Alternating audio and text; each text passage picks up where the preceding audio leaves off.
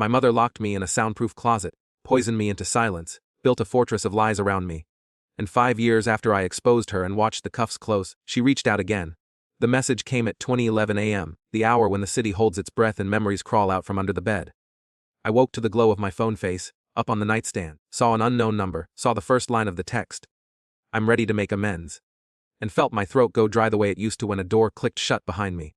I didn't open it. I stared at the notification, until the screen went black and all I could hear was my roommate's steady breathing down the hall and the hum of the cheap refrigerator that always sounded, to me, like distant ocean. There are some sounds you never unlearn. There are others you spend years teaching yourself to hear again. I told myself I was safe. That there were court papers in a frame on my aunt's mantel that said I was free. That names had been printed in newspapers. Hers, the friendly doctor's, the nurse at the place with the gentle name and the locked doors, and that sentences had been handed down, gavel like thunder. I told myself none of it could reach me. But grief and fear and fury do not respect distance the way the law does, and as I lay there staring at that blank glass rectangle, my heart began to thud, just a little too loudly in my ears, the way it did when I was small and learned the trick of holding my breath, just so the air wouldn't whistle in my nose. I could have woken my aunt, still the person I call at the first sign of an old storm, but she'd drive over, and she'd cry, and we would sit at the kitchen table where the light is always kinder than it should be at 3 in the morning, and she would ask me if I wanted to change my number again, and I would say no because changing your number does not change the part of your brain that can pick a phantom footstep out of a crowded hallway. So I did what I've trained myself to do. I got up. I made tea. I set the phone face down and kept my hands around the mug until the heat found the bones. And I told the story, out loud, into the quiet of the apartment, to claim it again before she could.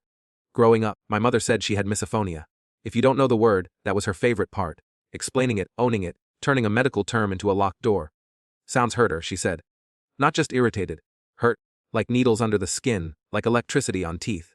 She would press her fingers to her temples and whisper that the hum of the bathroom fan was a chainsaw, that the clatter of a fork on a plate was a lightning strike, that my breathing, was chalk scraped down to nothing. In her version, she was the wounded party and I was the storm. You have to learn to be gentle with the world, she'd say, pouring milk into her coffee quiet as a prayer. Start by being gentle with me.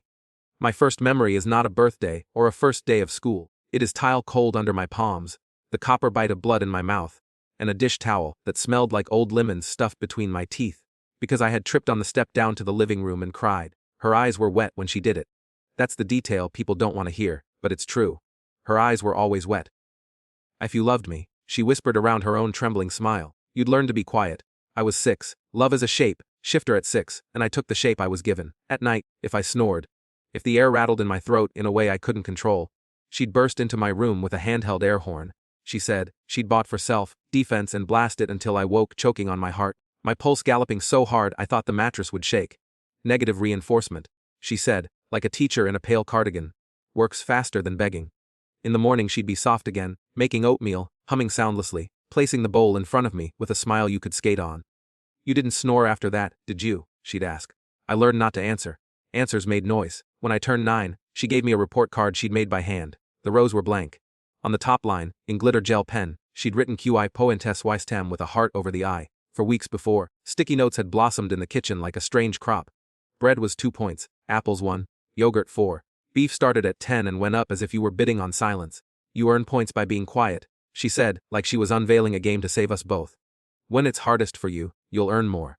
3 points for the shower, 8 for not snoring. Fair, right? She had a way of tilting her head toward me that made it feel like we were conspirators.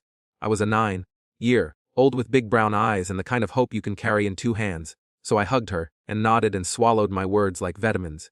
The next morning I moved like a shadow through the apartment. I pulled my pajama shirt off and put my school clothes on in a bathroom stall at school so the rustle of fabric wouldn't set off her nerves. When I got home she kissed the top of my head and pressed the card into my palm. 30 pi-ants. And a scatter of smiley faces. She opened the fridge to show me my options. I could afford everything, except my favorite ice cream. And I picked the steak, because it felt like a celebration. Because I wanted to be the kind of son who chose what she wanted me to choose. She cooked it to leather. I tried to chew like a saint, slow and soft, tongue tucked, jaw barely moving, saliva doing the work. After 5 minutes of grinding one mouthful and feeling my throat close in rebellion, I gave up and spit it into a napkin as quietly as I could. She saw the napkin. Her face cracked open and what lived under the smile came out roaring. You disgraceful. The word she used was the kind that sours when it touches a child. A cow died for you. She snatched the report card back, fed it to the burner, and held my hands an inch from the flame while I went still enough to stop time. "This," she said, voice deadly calm, "is 20% of how I feel when you make noise." She didn't press down. She didn't have to. The threat was a climate. I slept that night on an empty stomach, and the next, because I had fallen into negative points and meals were math. On the third day I fainted in the school hallway. I was out for 20 seconds. When I came to, my face was pressed to the cool of linoleum and the first thing I said was, "I'm sorry I hit the floor so loud. Please don't starve me anymore." That sentence flew down the corridor like a winged thing. The guidance counselor took me into her office and set a chocolate bar, a banana, and a granola bar on the desk as if they were fragile animals that might spook. I ate so fast I gagged. When I looked up, she had tears in her eyes and her face had the stunned, gray look of someone who has just realized the house she's standing in is on fire. She dialed CPS with hands that shook. She was careful with her words and not careful at all with her heart. They came. They asked me questions that folded me into myself. "Do you have bruises? Not where you can see them. How often do you eat? When I can afford it. Do you feel safe at home?" I answered the way I'd been trained. Quiet as possible without vanishing. And they wrote anyway, bless them, and they called anyway. Ms. Rodriguez from CPS had kind eyes that had seen too much and mixed her. James had a clipboard, and the kind of jaw that locked when he was trying not to show anger in front of a child. They said they needed to see the house. The nurse documented my weight, the low thready pulse, the way I flinched at the scrape of a chair. Evidence like breadcrumbs I was afraid to drop, because crumbs make mess and mess makes sound, and sound makes punishment. They went to the house. When they came back, mess, Rodriguez's face was a careful blank. "The kitchen is full," she said gently. "Your bedroom is neat. There are behavior charts for chores." The sticky notes had been peeled off. The report card was ash. The fridge looked like a glossy ad for good mothers. My mother explained misophonia sweetly, sorrowfully, with the deep sigh of a woman doing her best. She had a therapist, she said. Specialist with a kind smile and a degree on the wall. And a treatment plan, and charts and journals and videos, and everything a person could want to prove that the problem in the house was me. Without bruises or a smoking gun, Miss Rodriguez could not take me somewhere else. She looked like she wanted to apologize, and like she understood that apologies had no weight here. Not yet. The drive home was silent the way the air is before lightning. In the kitchen, where the light was always too bright, my mother set a pair of noise-canceling headphones on the counter like a crown, and turned on a white noise machine that sounded like ocean if the ocean forgot its own rhythm. "Your new therapist recommended these," she said, and held up a letter on letterhead that looked real enough to fool a courtroom. "You'll wear them whenever you're home except mealtimes. It's part of your sensory processing plan. If you don't comply, it's medical noncompliance. CPS doesn't like that." The headphones went on. The world shrank to a hiss. I learned to read her lips. Bathroom, a nod, homework, bed, time, good boy. The routine calcified. At dinner she removed the headphones like a priest lifting a veil. And for 20 minutes I was allowed to hear the soft clink of plates, and the steady tick of the clock, and her breath moving in and out without pain. And then the world went back under snow. At school I breathed too much. Sound was back and it was too bright. Mrs. Henderson peered at me the way a person peers into a dark room before stepping in. I told her about the headphones, and the doctor. She frowned and said words like documentation, and a due process, and we'll look into it. And before she could take the first step my mother appeared at the door, with a manila folder, and a smile and letterhead that could charm a judge. She offered to meet with my teachers to explain my diagnosis. She used words like oppositional, and a spectrum, and a treatment resistant. She cried where people could see her and smiled where I could. A new substitute started appearing in classes on the days my mother didn't plant herself in the office. Young, dark hair cut close to her jaw, eyes that scanned rooms like a soldier cataloging exits. I didn't know her name at first. I only knew that when my restless fingertips started tapping and I let the taps space themselves into short and long, she looked up from the board as if I had called her by name. After class she wrote on a sheet of paper, "Are you okay?" I answered with 3 shorts, 3 longs, 3 shorts. Her face went pale in a way that filled me with equal parts dread and awe. She wrote, "I'll help, act normal." And for the first time since someone stuffed lemon, saarcloth between my teeth, hope hurt more than hunger. My mother found a way to scare her. Of course she did. The substitute whose name I would learn to say like a blessing, CB, left a note under my paint tray one day that said, "She came to my apartment. She knows where I live. I'm sorry." After that Miss CB kept a careful distance in public and a careful faith in private. She moved like someone who had seen the trap and refused to charge in without a plan. A doctor arrived in my life like a problem said I couldn't solve. His name was spelled in an expensive font, and in the beginning he said very little while my mother said a lot. He diagnosed me with a disorder that meant I was the villain in every story I told. He prescribed little capsules that made the edges of things blur and stacked them on top of rules, until I was a child inside a snow globe, shaken whenever anyone else needed calm. He said words like escalation, and a structure, and a therapeutic isolation. He nodded solemnly when my mother played him audio he'd never heard from the device he had recommended she install in the house. My voice, shredded and spliced, screaming and slamming and stomping in rooms where I had been a ghost. Denying his classic, he said when I told him that voice wasn't mine. He wrote "Ease impatient" on a pad the way some men write "send flowers." That's the thing about a fortress of lies, it looks like safety from far away. Teachers love a mother with a binder. Nurses trust a letterhead. Cops take off their shoes when they step into a clean kitchen and say, "Mom," and tell you that if you need anything, you just call. My mother kept journals going back to when I was 4, meticulous records of fictional sins. She added cameras in my room for safety. She added a lock to a small square room in the basement and called it a reflection space. After the day at school, when the fire alarm went off and my legs folded and the hospital found my blood full of more sedation than a body my size should know what to do with, my mother said the word "inpatient" to the doctor on her phone, and I heard the little click of a plan sliding into place. The night she decided to deliver me, the headphones were on. She ripped them off only long enough to say, "You will not speak." And when I asked where we were going, she said, "Somewhere they understand difficult children." The building she chose had a compassionate name and a parking lot full of cars that sat like patient animals. The walls were high. The windows were small. A woman in scrubs greeted my mother like a donor at a gala. Paperwork whispered between them. Keys chimed. The door clicked behind me, and all at once I understood that silence can be a scream if it fills a big enough space. Inside, the color of everything was a variation on apology. Staff called me sweetheart and handed me cups of pills and watched me open my mouth, after and still somehow did not see the way my hands shook without music to cover it. They had a room for thinking. No windows, a camera in the corner, a door that locked from the outside. And they called it the reflection room as if a euphemism were a pillow. I tried to keep track of time. I counted breath and footsteps and meals. I learned that the people who ran that place believed in a certain kind of quiet, too. In group, we did not speak. We colored worksheets. We practiced calm bodies. At night I listened to the air vent and imagined I could hear the city. Some days are a smear, others live in the muscle. There was a lunch where the head nurse was called to the office and I saw police cars in the lot and thought, foolishly, saved, and then watched them drive away after being shown my mother's paperwork. The holy shield of a therapist's signature and a mother's tears. There was a morning when a new nurse with soft eyes slipped a folded scrap into my palm under the rim of a paper cup and didn't look at me while I pretended to swallow. In my room I unfolded it and saw the careful slant of the handwriting that had asked if I was okay. "And we know where you are, hold on. Soon." I ate the note. Paper tastes like dry clouds. Soon looks different depending on how medicated you are. In the version of soon we got, sirens bloomed one morning like spring and doors that had always opened only one way flew the other. The nurse with the soft eyes appeared in my doorway like a story hooking into the real world and said, "We have to go." The hallway erupted in running and shredding and shouted orders that were not the kind that save anyone. On the loading dock a van idled, and in the driver's seat was Mrs. Henderson with her jaw set, and in the passenger seat was the woman I pronounce, as if I'm saying, Grace, and I got in, and we drove, and the rearview mirror filled up with red and blue lights, and a building that had always called itself gentle.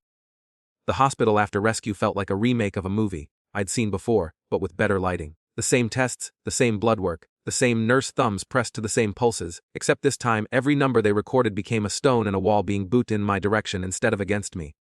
Miss Rodriguez walked in and cried without apology. "We failed you," she said, and I learned that there is a fierce kind of healing in being told the truth by an adult who would have risked their job to keep you safe if they had known how. The investigation braided together like hair.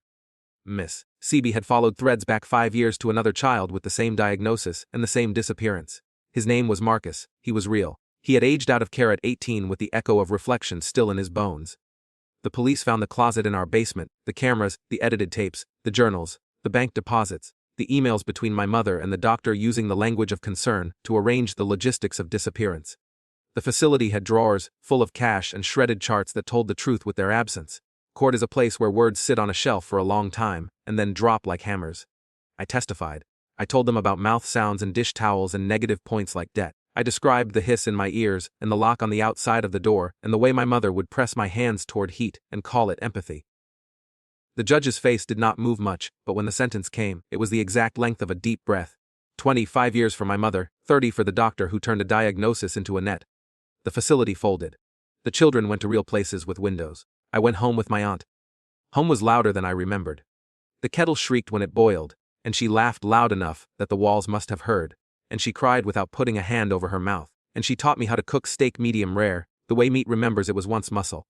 At first I apologized for everything, the spoon clinking, the chair scraping, the music from the radio, and she laid a hand on my head and said, "Honey, you are allowed to exist at full volume." I did not believe her, not all the way. But my body heard something new in the certainty of her voice, and let my shoulders fall half an inch. Healing is not a montage, it is a long road with good weather some days and fog you can taste on others. I practiced humming. At first it came out like a trapped fly. I joined choir, because it was terrifying and then delicious, and because there is a little rebellion in singing harmony when you were taught you were only allowed to be silence. I learned to sleep without white noise by putting ocean sounds on at low volume, and then turning them down one notch every week until what I heard instead was breath. I went to a therapist who did not have a signature my mother had forged, and she taught me to name things I had been trained to move around without touching. Panic, guilt, hypervigilance, shame. Then she taught me to be bored on purpose, which might be the bravest act a body like mine can attempt. School was a new school with teachers who had been told enough of the truth to be useful, without being told so much that they saw me as a ghost story. I sat in the back at first, and then in the middle, and then wherever my friends were. Friends. Saying the word felt like putting a warm stone in my pocket. They were loud and soft and everything in between. They learned Morse because I needed them to, and then we used it to tap out dumb jokes during assemblies until laughter made the vice principal look up. Mrs. Henderson visited and brought me cookies the size of saucers in algebra that made more sense when she explained it. Miss Rodriguez checked in with the flat, honest cadence of someone who had rerouted her entire career because of one case. And Miss C.B., the person I will name to my kids the way some people name saints, sat at our kitchen table and taught me to send love letters in dots and dashes, because any language that had been my emergency deserved a softer use. 2. She told me in pieces how she had followed my mother's threats back to the hollow center they were hiding. How she had found the first boy. How she had realized this was a machine that made orphans you could not mourn, because they were technically accounted for. How she had waited until she had enough to move without being crushed. On the day of my mother's sentencing, I wore a suit my aunt picked out, and I spoke into a microphone that squealed, and I did not apologize for the squeal. I looked at my mother and she looked at me, and for the first time in my life I watched her face try to make a shape that could not get purchase. I do not know what you call the expression a person makes when the world refuses to be arranged into an alibi. I know only that it did not last long. The door at the back of the courtroom opened and closed, and the sound of the lock echoed in a place in my chest that had once caved at such clicks and did not now. There are small moments that stay like lint. The first time I left a glass in the sink with a spoon in it, and walked out of the kitchen, and did not flinch because I knew that if the spoon slid and tapped the glass the world would continue. The first time I fell asleep on a couch with people talking, and woke to the same conversation, no one tiptoeing, everyone's lives existing without needing to tip their voice down because I'm in the room. The first time I told someone I loved them, and meant it as an invitation instead of an apology. My aunt framed the court order revoking my mother's rights not as a trophy, but as proof that paper can sometimes hold. On the mantel beside it she put a picture of me at the choir concert, mouth open, eyes half closed in the kind of joy that slants. Marcus wrote me a letter from college. He said he was studying social work because someone had to know how the machine had been built if anyone was going to keep it from starting again. He thanked me for tapping SOS. I wrote back and told him about my first debate tournament and how my hands shook not from fear of punishment, but from the kind of adrenaline that means you care. I told him about how pizza tastes when it's loud around you. I told him that when I get nervous I still hold my breath like I'm making myself smaller, but now I notice and blow it out slow and hear it leave. And then the text came at 11 a.m. I let my tea go cold while I tried to decide if the right thing was to ignore or to answer or to forward to a number with a badge attached to it. In the end I did the thing my therapist had taught me, which is to place the word choice between me and the panic. I did not have choices when I was 9. I have them now. I wrote back 2 words that were true and would stand up in court, and stand up in my own chest. A do not. I blocked the number.